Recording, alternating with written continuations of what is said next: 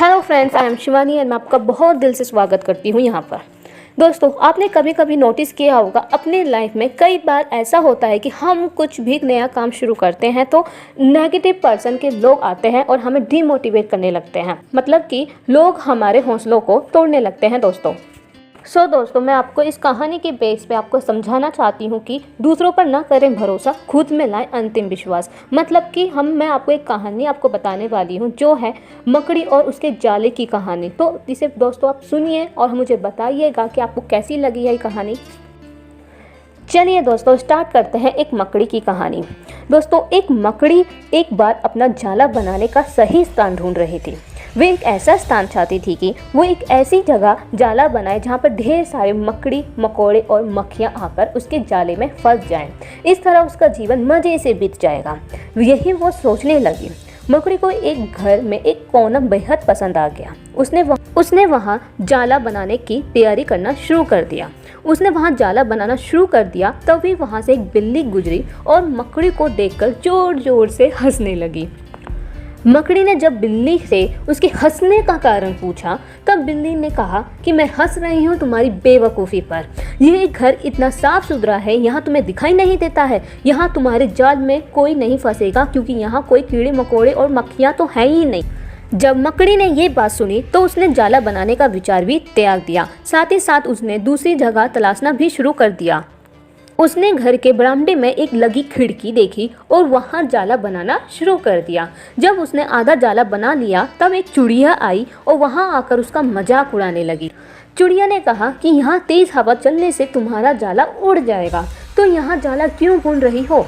मकड़ी ने चिड़िया की बात सुनी और ये बात उसकी सही लगी। उसने खिड़की पर भी जाला बनाना बंद कर दिया। वह फिर से दूसरे स्थान ढूंढने लगी, तभी उसकी नज़र में एक पुरानी अलमारी पर पड़ी। उसने अलमारी का दरवाज़ा खुला हुआ था। मकड़ी ने वहां जाकर जाला बुनना शुरू कर दिया। इसी बीच वहां से एक कॉकरोच आया। उसने कहा कि यहाँ जाला बनाना बेकार है, ये बहुत ज़्यादा पुरानी अलमारी है, कुछ ही दिन में ये बिक जाएगी और मकड़ी की मेहनत बेकार हो जाएगी।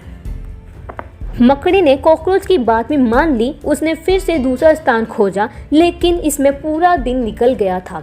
वह थक गई थी और भूखे प्यासे से बेहाल थी। उसमें इतनी हिम्मत नहीं थी कि वह जाला बना पाए। थक कर वो एक जगह पर बैठ गई।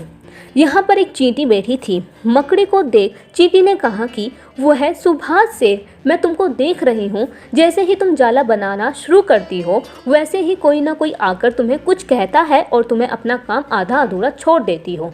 दूसरों की बात में आकर ही तुम्हारा ये हाल हुआ है। चींटी की ये बात सुनकर मकड़ी को अपनी गलती का एहसास भी हो गया। वह अपनी बेवकूफ़ी पर पछताने लगी।